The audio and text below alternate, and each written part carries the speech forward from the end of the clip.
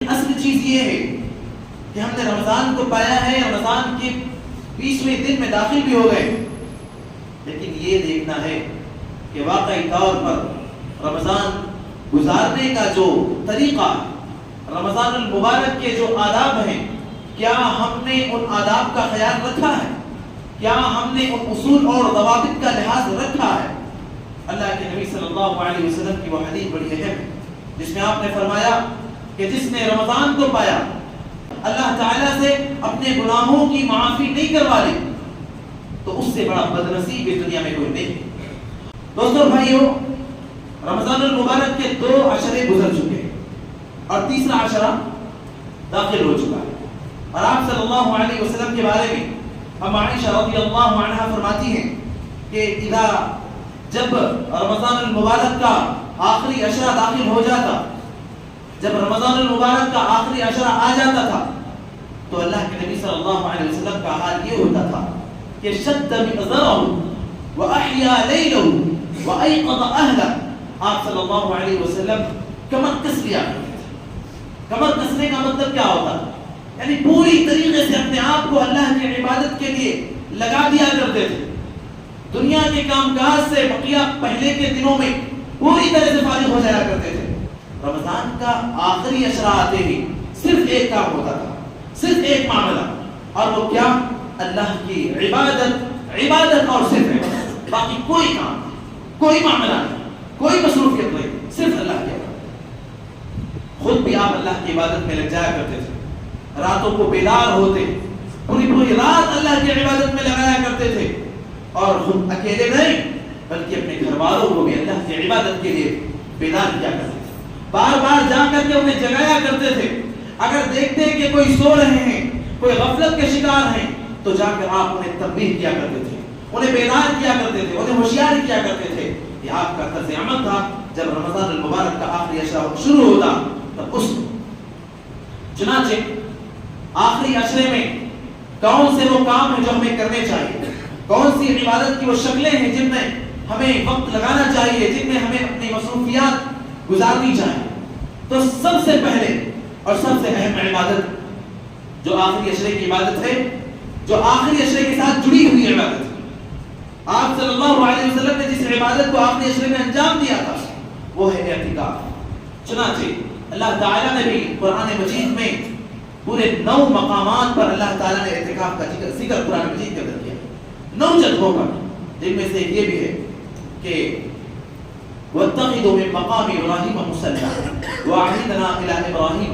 اس آیت کریمہ میں اللہ تبارک و تعالیٰ نے اعتکاف کا ذکر کیا ہے، جن میں اہل ایمان کی خصوصیات میں سے اللہ نے اعتکاف کو قرار دیا ہے کہ ابراہیم علیہ السلام نے بیت اللہ الحرام کو جو تعمیر کیا تھا، وہ مقصد تھا کہ رکوع اور سجدہ کرنے والوں کے لیے، اعتکاف کرنے والوں کے لیے اور ذکر اور اذکار کرنے والوں کے لیے وہ جگہ مقرر، وہ مقصد تھا اس کا۔ آیت کریمہ میں اللہ تبارک و تعالیٰ نے اسی بات کو بیان کیا۔ لہذا اعتکاف ایک ایسی عبادت ہے جو اہل ایمان کی خصوصیات میں سے ہے۔ اسی لیے بھائیوں، اعتکاف میں بیٹھنا اور اعتکاف کے لیے اپنی زندگی کے چند ایام اعتکاف کے لیے لگانا، یہ ہر ایک کے بس کی بات نہیں ہوتی، ہر ایک کے بس کی بات نہیں ہوتی، ہر ایک کو اللہ تعالیٰ توفیق نہیں دیتا ہے اعتکاف کی۔ بہت گنے چنے بندے ہوتے ہیں۔ اب آپ اندازہ لگا سکتے ہیں کہ مسجد میں نماز پڑھنے والے عام لوگوں کی تعداد 200 300 400 جتنی بھی ہو جائے، لیکن اعتکاف بیٹھنے والوں کی تعداد صرف انگلیوں پر گنی جا سکتی ہے، 4 لوگ 5 لوگ 10 لوگ، بہت زیادہ 10 15 لوگ 20 لوگ، اس سے زیادہ اعتکاف بیٹھنے والے لوگوں کی تعداد نہیں ہوتی۔ ہاں مساجد بہت بڑی ہو جہاں پر 1000 2000 3000 لوگ نماز پڑھا کرتے ہو، وہاں پر بھی اگر تعداد بہت زیادہ ہوتی ہے تو 100 200 300۔ تو اعتکاف بیٹھنے والوں کی تعداد انگلیوں پر گنی جا سکتی ہے۔ ہر ایک کو اعتکاف بیٹھنے کی توفیق نہیں ملتی، ہر ایک کو اللہ تعالیٰ اس کام کے لیے نہیں چنتا۔ بہت ہی خاص بندے ہوتے ہیں جو اس کام کے لیے اللہ تبارک و تعالیٰ جنہیں چنتا ہے اور جنہیں منتخب کرتا ہے، جو اپنی مصروفیات میں سے، اپنے کاروبار میں سے، اپنے گھر بار میں سے 10 دن رمضان کے یہ آخری دن خاص اللہ کی عبادت کے لیے لگا کر مسجد کے اندر آ کر بیٹھ جایا کرتے ہیں، اور پھر اعتکاف کے طریقے کو بھی سمجھتے ہیں، اور اعتکاف میں بیٹھ کر وہ اعتکاف کے حقوق کو ادا کرنے والے ہوتے ہیں۔ جنہیں توفیق دیتا ہے اعتکاف کا صحیح طور پر، وہ ایسے نہیں ہوتے کہ مسجد میں آئے اعتکاف کے نام پر اور موبائل فون میں نعوذ باللہ اپنے کیبن میں بیٹھ کر موبائل فون کا استعمال کر رہے ہیں، فلمیں سن رہے ہیں، فلمیں دیکھ رہے ہیں، گانے سن رہے ہیں. اس سب ہو رہا ہے آج کل اعتکاف کے نام پر نعوذ باللہ، یہ سب ہو رہا. اللہ المستعان والا تھا. تو اللہ کے چنے ہوئے بندوں کا یہ حال نہیں ہوتا کہ وہ مسجد میں اپنے آپ کو 10 دنوں تک روک لے اور اس کے بعد یہ سارے کام انجام دیں. یا اسی طریقے سے غیر ضروری دنیاوی گفتگو، یا اسی طریقے سے اعتکاف کے نام پر مسجد میں تو آ کے بیٹھ گئے ہیں لیکن آن لائن کاروبار اور بزنس ابھی بھی ان کا تھما اور رکا نہیں ہے. ایسا نہیں ہونا چاہیے بھائیوں. مسجدیں کاروبار کے لیے نہیں ہوتی، مسجدیں خرید و فروخت کے لیے نہیں ہوتی، مسجدیں دنیاوی کاموں کے لیے نہیں ہوتی. مسجد کا کام صرف اور صرف اللہ کا کام. مسجد بنی ہے صرف اور صرف اللہ کا. اسی لیے اللہ تعالیٰ نے کہا کہ وَأَنَّ الْمَسَاجِدَ لِلَّهِ فَلَا تَدْعُوا مَعَ اللَّهِ، یہ مسجدیں اللہ کے لیے اور مسجدوں میں اللہ کی ہی عبادت ہونی چاہیے. دوسرا کوئی کام یا اللہ کے سوا کسی اور کی عبادت، یہ مسجد میں اس بات کی کوئی گنجائش نہیں ہے. لہذا اللہ کے خاص بندے جنہیں اللہ تعالیٰ چنتا ہے اور پھر انہیں توفیق بھی دیتا ہے کہ وہ حقیقی طور پر اعتکاف بیٹھ کر اس کے حقوق کو بچا لاتے ہیں، اس کے طریقے کو ملحوظ رکھتے ہیں اور اعتکاف کو برباد کرنے والے معاملات سے اپنے آپ کو محفوظ رکھتے ہیں، اپنے آپ کو بچاتے ہیں. دوستوں اور بھائیوں، اعتکاف کی بڑی فضیلت ہے، اعتکاف کا بڑا مقام ہے. اسی لیے جس بستی میں مسجد ہو اس بستی کا کم سے کم ایک شخص تو مسجد میں اعتکاف بیٹھے. یہ چیز بہت ہی تاکید کے ساتھ بتائی گئی ہے، یعنی سنت مؤکدہ ہے اعتکاف کا، بہت ہی اہم سنت ہے. لہذا اگر کوئی ایک شخص بھی اعتکاف بیٹھ جاتا ہے تو باقی سارے لوگوں سے یہ چیز، یعنی یہ سنت جو ایک تاکیدی سنت ہے، اس کا حکم ختم ہو جاتا ہے، اٹھا لیا جاتا ہے. لیکن اگر ایک شخص بھی اعتکاف نہیں بیٹھتا، یہ بہت بڑی بدنصیبی اور بہت بڑی محرومی ہے کہ اگر کسی بستی کا ایک فرد بھی اور ایک شخص بھی اعتکاف کے لیے اپنے آپ کو وقف نہ کرے، اپنے آپ کو اعتکاف کے لیے وقت نہ دے. بہت بڑی بدنصیبی اور بہت بڑی محرومی. میرے بھائی اور دوستو، اعتکاف ہو یا رمضان کا آخری اشرا اور اس آخری اشرے کے 10 دن ہو، یا وہ مخصوص 5 راتیں جن کے بارے میں اللہ کے نبی صلی اللہ علیہ وسلم نے بڑی فضیلتیں بتلائی ہیں کہ تحروا لیلۃ القدر فی العشر الاواخر، آخری اشرے میں تم قدر والی رات کو تلاش کرو. وہ قدر والی رات جس کے بارے میں اللہ تعالیٰ نے فرمایا انا انزلناہ فی لیلۃ القدر، ہم نے کلام پاک کو، قرآن مجید کو قدر والی رات میں نازل کیا ہے. لیلۃ القدر خیر من الف شہر، اور یہ قدر والی رات یہ 1000 مہینوں سے بھی بہتر. لیلۃ القدر خیر من الف شہر، 1000 مہینوں سے بھی بہتر ہے. 1000 مہینے کی راتوں سے بھی بہتر نہیں، صرف دنوں سے بہتر نہیں، بلکہ 1000 مہینوں سے بھی بہتر. اس قدر اہم رات ہے وہ ایک رات. تو ان طاق راتوں میں جو شخص شب قدر کو پالے، قدر والی رات کو پالے، کیا کرنا چاہیے؟ اس حوالے سے ایک غفلت پائی جاتی ہے. وہ غفلت کیا ہے؟ میں شاید آپ کو بتاؤں تو حیرت بھی ہوگی آپ. غفلت یہ پائی جاتی ہے کہ صرف اور صرف نماز کو ہی عبادت سمجھ لیا جاتا ہے. یعنی نماز نہیں تو کچھ نہیں، صرف نماز، بس پڑھتے جاؤ پڑھتے جاؤ پڑھتے جاؤ. حالانکہ یہ مطلوب تو نہیں ہے، اور اگر یہ مطلوب ہوتا تو آپ صلی اللہ علیہ وسلم نے اپنی زندگی کے کسی ایک دن تو یہ کیا ہوتا کہ کثرت تعداد نماز ادا کی ہوتی آپ نے. لیکن ام عائشہ صاف طور پر فرماتی ہے کہ آپ صلی اللہ علیہ وسلم نے رمضان ہو یا غیر رمضان کبھی بھی آپ نے 11 رکعت سے زیادہ اپنی زندگی میں کبھی بھی نہیں پڑھا، کبھی بھی آپ نے ادا نہیں کیا. تو اس میں رمضان بھی شامل ہو جاتا ہے، رمضان کی جو تراویح کی نمازیں ہوتی ہیں یہ بھی اس میں شامل ہو جاتی ہیں، اور عام دنوں میں جو تہجد کے نام سے نماز پڑھی جاتی ہے وہ بھی شامل ہو جاتی ہے. تو یہ رات کی نمازیں آپ نے زندگی میں کبھی بھی 11 سے زیادہ نہیں پڑھی. یعنی 8 رکعت تراویح یا تہجد یا قیام رمضان یا قیام اللیل اور 3 رکعت فطر کے نام سے، اس سے زیادہ کبھی بھی نہیں پڑھی آپ. اگر یہ چیز افضل ہوتی اور یہ چیز زیادہ سے زیادہ خیر اور ثواب کا ذریعہ ہوتی تو آپ صلی اللہ علیہ وسلم سے زیادہ بڑھ کر کوئی خیر اور ثواب حاصل کرنے میں تھا کیا اور آگے آپ سے. جب آپ کے پاس اما عائشہ کے پاس 3 لوگ آئے تھے اور انہوں نے آپ صلی اللہ علیہ وسلم کی عبادت کا حال پوچھا تھا تو آپ نے اما عائشہ نے نبی صلی اللہ علیہ وسلم کی عبادت کا حال کیسے سنایا تھا. تو پھر آپ صلی اللہ علیہ وسلم سے بڑھ کر عبادت کی بات ان لوگوں نے کی تھی. ایک نے کہا تھا میں تو زندگی میں کبھی شادی نہیں کروں گا. ایک نے کہا تھا میں پوری رات قیام کروں گا, سوؤں گا نہیں.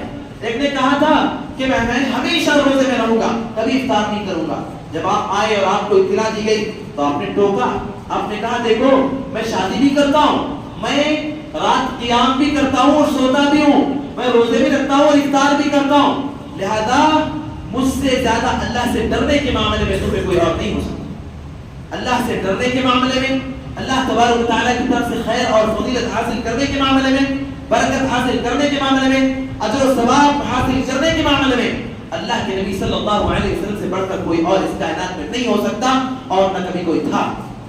تو جب آپ نے کبھی بھی 11 رکعت سے زیادہ نہیں ادا کی ہے, 11 رکعت سے زیادہ آپ نے کبھی بھی نہیں پڑھا ہے, تو ہم تراویح کے نام سے 11 رکعت, تراویح اور وتر کے نام سے 11 رکعت پڑھیں اور اس کے بعد پھر 2 رکعت, پھر 2 رکعت, پھر 2 رکعت پڑھتے جائیں, یہ چیز میرے بھائیوں نبی صلی اللہ علیہ وسلم کے طریقے سے ہٹ کر. اب اس معاملے میں اہل علم کا اختلاف ضرور ہے, لیکن آپ خود عقل سلیم سے سمجھیں, غور کریں اور سوچیں کہ جب خیر اور فضیلت کا معاملہ تھا تو آپ نے کیوں نہیں کیا, آپ نے کیوں انجام نہیں دیا؟ جب خیر اور فضیلت کا معاملہ تھا, جب اجر و ثواب کی زیادتی کا موقع تھا, تو آپ کیوں اس سے چوک گئے, آپ کیوں اس سے غفلت کر بیٹھے؟ آپ سے زیادہ خیر اور برکت کے حصول میں کوئی حریص ہو سکتا ہے کیا؟ جب نہیں ہو سکتا تو ہم بھلا یہ ایک عمل جو عام نے انجام نہیں دیا ہم کیسے کریں؟ سنت کا جو طریقہ ہے, نبی صلی اللہ علیہ وسلم کا جو بعینی جو طریقہ ہے وہ یہی تھا کہ آپ صلی اللہ علیہ وسلم رمضان ہو یا غیر رمضان, رمضان کے ابتدائی 20 دن ہو یا آخری 10 دن ہو, کبھی بھی آپ صلی اللہ علیہ وسلم نے رات کی نمازیں 11 رکعت سے زیادہ اپنی زندگی میں کبھی پڑھی ہی نہیں ہے. اما عائشہ کا اس سلسلے میں فرمان ہے, فتویٰ ہے, حدیث ہے, یہ کبھی نہیں پڑھی. لہذا سنت سے محبت جس شخص کو ہو, نبی صلی اللہ علیہ وسلم کی سنت سے محبت اور اس پر عمل کا جذبہ جس کے دل میں ہوگا, وہ بس اسی قدر عبادت انجام دے گا جیسا آپ صلی اللہ علیہ وسلم کیا کرتے تھے. لیکن بھائیو غفلت میں نہ پڑیں, غلط فہمی کے شکار نہ ہو. ذرا اس بات کو بھی سمجھیے, آپ صلی اللہ علیہ وسلم کے قیام کا طریقہ کیا ہوتا تھا. عشاء کی نماز کے بعد آپ نے قیام اللیل کا آغاز کیا, 3 دن آپ نے جماعت کے ساتھ پڑھایا. عشاء کی نماز کے بعد آپ نے قیام کا آغاز کیا, جن میں سے ایک دن کا یہ عالم تھا کہ آپ نے عشاء کی نماز کے بعد شروع کیا. صحابہ کہتے ہیں ہمیں ڈر ہونے لگا کہ کہیں سحری کا وقت نکل نہ جائے, سحری کا وقت ختم نہ ہو جائے. اس قدر طویل نماز, اس قدر لمبی نماز, تو پوری رات قیام, مکمل رات قیام, یہ طریقہ تھا آپ کا. کثرت تعداد اصل نہیں ہے, آپ دو پڑھتے چلے جاؤ, 50 رکعت پڑھتے چلے جاؤ, لیکن ایک وہ شخص جس نے پورے خشوع اور خضوع کے ساتھ, پورے اللہ تبارک و تعالیٰ کی یاد اور استحضار کے ساتھ پوری رات صرف 2 رکعتوں میں لگا رہا, کون افضل ہے اس کو؟ کس کے لیے انشاءاللہ اجر و ثواب کی کثرت ہوگی؟ اللہ تعالیٰ کا مقرب کون ہوگا؟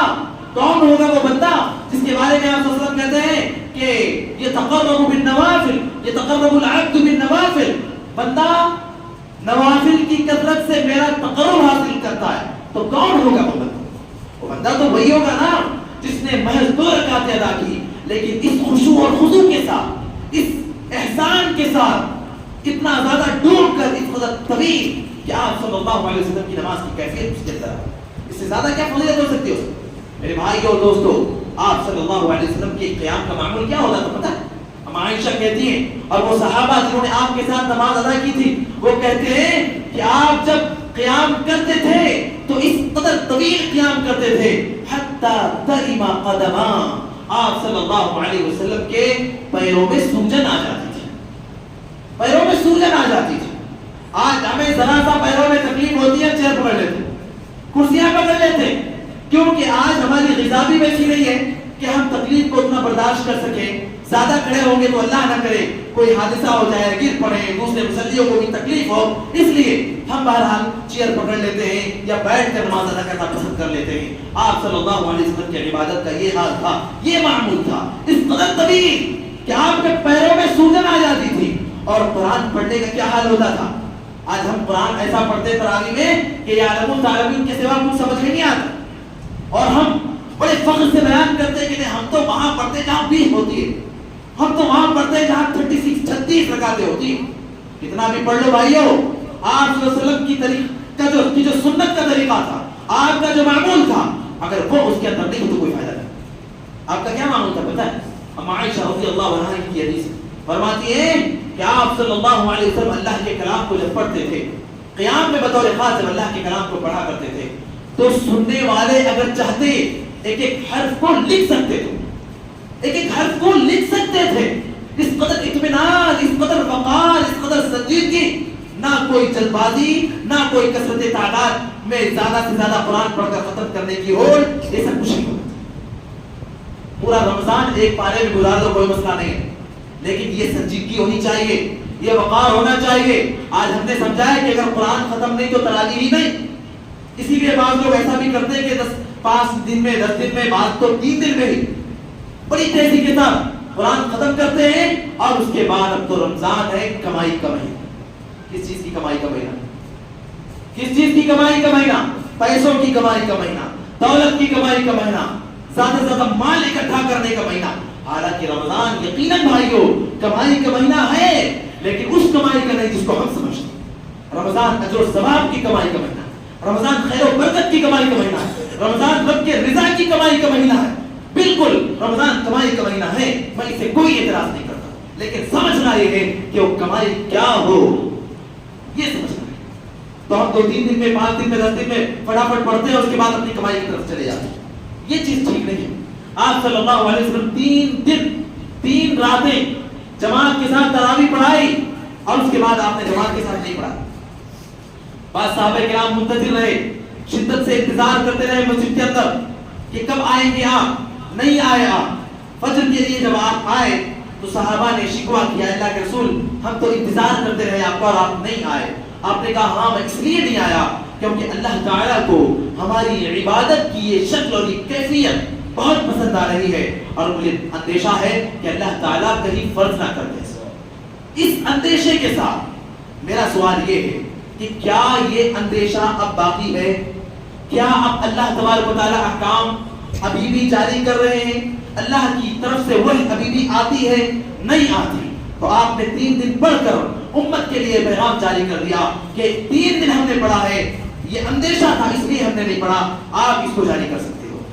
کئی سالوں تک یہ سلسلہ ختم رہا، رکا رہا جماعت کے ساتھ تراویح کا. عمر بن خطاب رضی اللہ عنہ کا دور آیا. عمر بن خطاب رضی اللہ عنہ نے صحابہ کو حکم دیا کہ چلو اب اس مسنون طریقوں کو، جس طریقے پر آپ نے 3 دن جماعت کے ساتھ نماز پڑھائی تھی، اس طریقے کو دوبارہ سے جاری کرو. غالباً ابی بن کعب رضی اللہ عنہ صحابی رسول ہیں، انہوں نے جماعت کے ساتھ تراویح کی نماز ادا کروائی. اور اس سلسلے میں غلط فہمی یہ ہوتی ہے کہ عمر بن خطاب نے 20 رکعت کا حکم دیا تھا. حالانکہ 20 رکعت والی جو روایت ہے اس کے اندر ایک راوی ہے، غالباً یزید نام ہے، وہ ضعیف راوی ہے، لہذا ایسی کوئی رکعت ثابت نہیں ہے. اور اس بات کا اعتراف علماء احناف نے اور بطور خاص موجودہ وقت کے بڑے بڑے پائے کے اور چوٹی کے علماء احناف نے اس بات کو قبول کیا کہ ہاں 20 رکعت تراویح نبی صلی اللہ علیہ وسلم کی سنت نہیں ہے، اور جو روایتیں ایسی ہیں وہ ضعیف روایتیں ہیں. چنانچہ جن علماء کو ہم جانتے ہیں، وہ طارق جمیل ہوں، وہ طارق مسعود ہوں، وہ موجودہ وقت کے بڑے بڑے علماء مفتی تقی عثمانی رحمہ اللہ حفظہ اللہ ہوں، یا ایسے بڑے بڑے علماء اور زمانے قدیم کے عبدالحی لکھنوی جیسے علماء، انہوں نے اس بات کا اعتراف کیا کہ ہاں 20 رکعت تراویح والی جو روایتیں ہیں وہ درست نہیں ہے. لہذا صحیح ترین بات یہ ہے کہ آپ صلی اللہ علیہ وسلم 8 رکعت تراویح ادا کی تھی، پلس 3 رکعت وتر تھی، تو یہ 11 رکعت. اس سے زیادہ آپ سے تراویح کی نماز ثابت نہیں ہے. البتہ جو 20 پڑھتے ہیں پڑھنے دو ان کو، کیا فرق پڑتا، پڑھنے دو. ہاں وہ اس تصور کے ساتھ اور اس عقیدے کے ساتھ اگر ادا کرتے ہیں کہ نبی نے اتنی پڑھی تھی اور میں نبی کے طریقے پر پڑھ رہا ہوں، تو یہ کہیں نہ کہیں ایک بدعت کی طرف لے جانے والی بات ہو جائے گی. ورنہ اگر یہ چیز ان کے ذہن میں نہیں ہے تو انشاءاللہ تعالیٰ کوئی حرج نہیں ہے جبکہ وہ طریقہ درست استعمال کریں. اس تیزی کے ساتھ قرآن کو نہ پڑھا جائے کہ جس میں قرآن کی توہین لازم آتی ہو. اس تیزی کے ساتھ نماز کی رکعتوں کو نہ ادا کیا جائے کہ نماز کی توہین لازم آتی ہو، اس ذات کی توہین لازم آتی ہو جس ذات کے لیے نماز ادا کی جا رہی ہے. یہ چیزیں اگر نہ ہو تو انشاءاللہ تعالیٰ اللہ تعالیٰ سے اجر کی امید کی جا سکتی ہے. بھائیو اور دوستو، میں بتانا آپ کو یہ چاہ رہا تھا کہ آخری عشرے میں ہم صرف عبادت اس بات کو سمجھ لیں اعتکاف میں یا قیام رمضان یا آخری عشرے کی طاق راتوں میں ہم عبادت صرف اس بات کو سمجھ لیں کہ جتنی رکعتیں ہوں پڑھتے جاؤ تو یہ بات ٹھیک اور درست نہیں. اتنی ہی رکعتیں پڑھیں جتنی آپ صلی اللہ علیہ وسلم نے ادا کیا تھا. اور اگر چاہتے ہیں نبی صلی اللہ علیہ وسلم کی سنت کے طریقے کو پانا تو اس انداز میں پڑھیں جس انداز میں آپ نے ادا کیا تھا. آپ نے عشاء کے بعد شروع کر کے سحری کے وقت ختم کیا تھا. جب آپ نے نماز پڑھی تو ایک صحابی رسول کہتے ہیں اس قدر طویل نماز پڑھی آپ نے کہ سورۃ البقرہ ختم کر لی, سورۃ آل عمران میں چلے گئے آپ, پہلی رکعت کی نماز تھی, آج سورۃ البقرہ کی بات کرتے ہو بھائیو. 3 رکعت 4 رکعت ہو جائے تو لوگ حالت خراب ہونے لگتی ہے, کروٹیں بدلنے لگتے ہیں, اس پیر سے اس پیر میں, اس پیر سے اس پیر, حالت خراب ہونے لگتی ہے. آپ صلی اللہ علیہ وسلم نے سورۃ البقرہ ختم کی, سورہ آل عمران میں چلے گئے. صحابی رسول کہتے ہیں کہ میرے دل میں برے خیالات آنے لگے, مجھے ڈر ہوا کہ کہیں میں کوئی غلط کام نہ انجام دے ڈالوں اور غلط کام انجام نہ دے ڈالوں. اس کی وضاحت کرتے ہوئے پھر انہوں نے یہ بھی کہا کہ اس کا مطلب یہ کہ کہیں میں آپ صلی اللہ علیہ وسلم کے ساتھ جو جماعت کے ساتھ نماز پڑھ رہا تھا کہیں میں جماعت توڑ نہ دوں. اتنی لمبی نماز آپ ادا کریں. اگر چاہتے ہیں کہ نبی صلی اللہ علیہ وسلم کی سنت کے مطابق پڑھیں تو اس قدر لمبی نماز پڑھیں, اس قدر اطمینان کے ساتھ نماز پڑھیں کہ بس سننے والے اسے لکھنا چاہیں تو لکھ بھی لیں, اطمینان اور وقار اور سنجیدگی یہ ہو. لیکن اگر یہ نہیں ہو سکتا تو کم سے کم اس طریقے پر جائے جو نبی صلی اللہ علیہ وسلم کا طریقہ نہیں تھا. اور ہم نعوذ باللہ نبی صلی اللہ علیہ وسلم سے بھی زیادہ متقی اور پرہیزگار بننے کی کوشش نہ کریں, کیونکہ یہ چیز تصور میں بھی ممکن نہیں, یہ چیز ہائیلی امپاسبل ہے. قیامت کی صبح تک یہ نہیں ہو سکتی.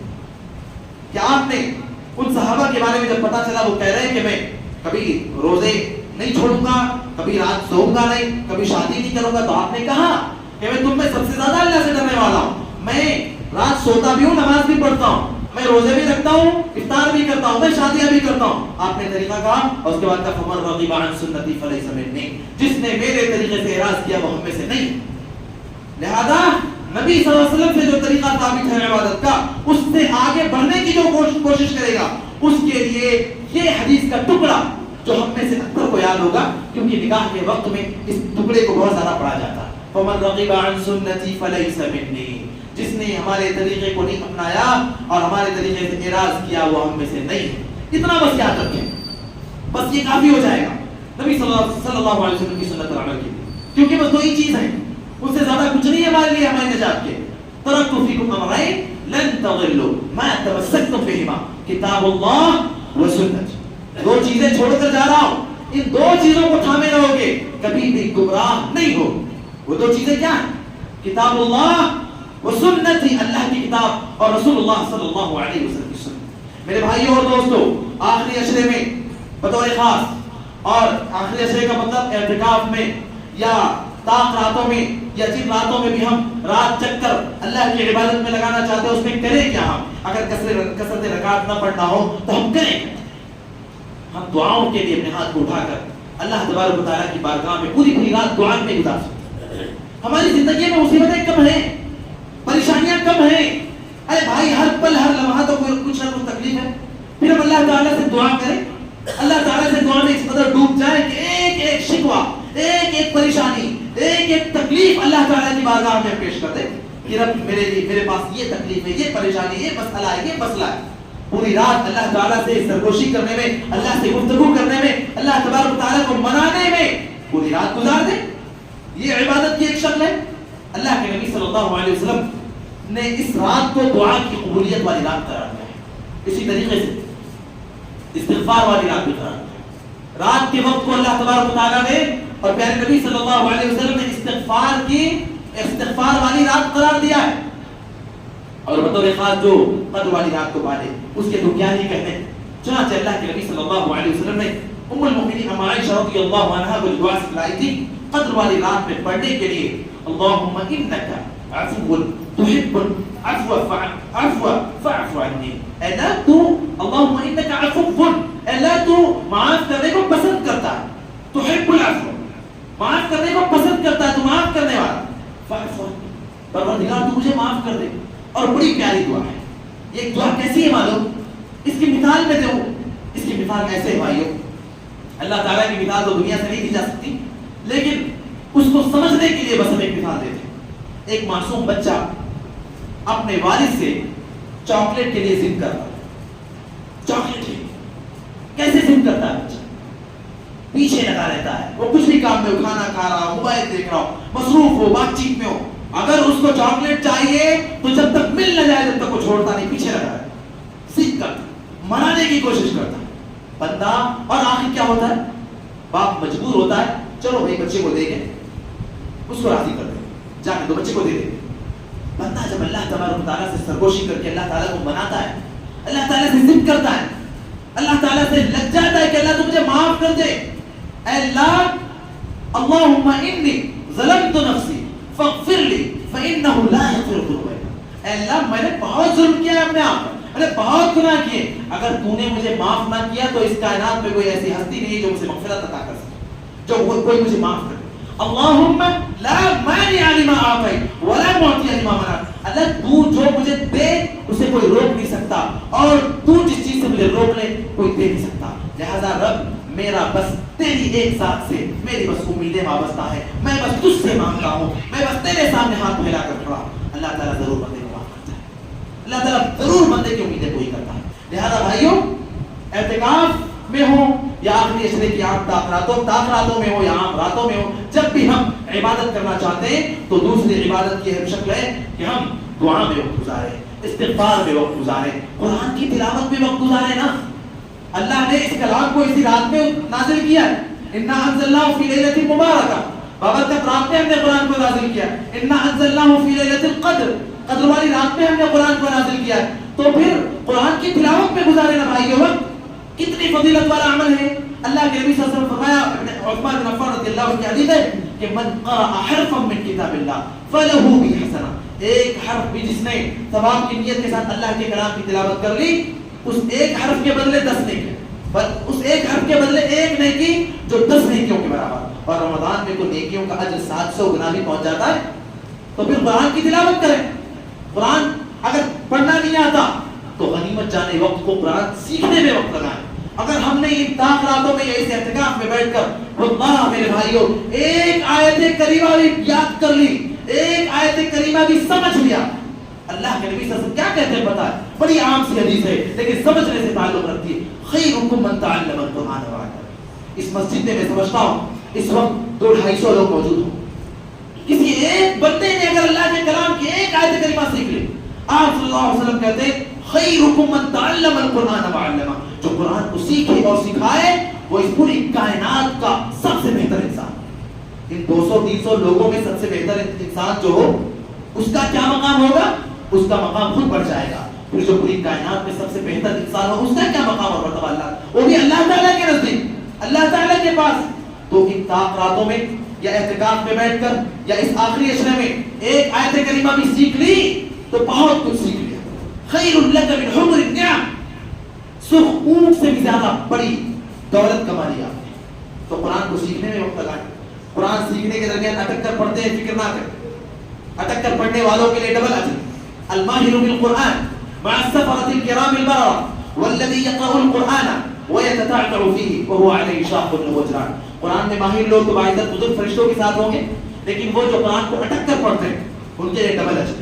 ایک تو تکلیف کے لیے, جو مشقت اور تکلیف کے ساتھ پڑھ رہے ہیں اس کے لیے, اور دوسری تلاوت قرآن کی کوشش اس کے.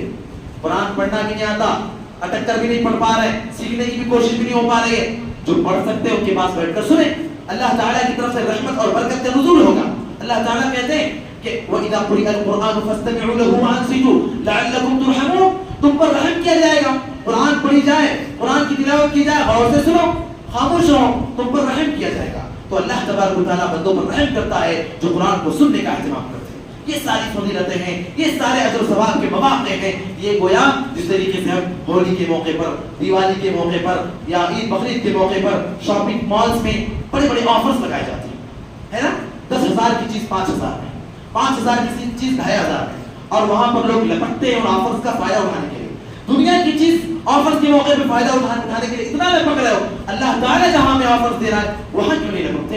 ادھر لپک کر آنے کی ضرورت ہے, ان آفرز سے فائدہ اٹھانے کی ضرورت ہے. اور یاد رکھیے میرے بھائیو, اگر ہم نے ان آفرز سے فائدہ اٹھا لیا تو بس اس سے زیادہ اس کائنات کی کوئی چیز, کوئی دولت, کوئی نعمت ہمیں نہیں چاہیے. اللہ تعالیٰ سے دعا کرتا ہوں الہ العالمین ہمیں کہنے اور سننے سے زیادہ عمل کرنے کی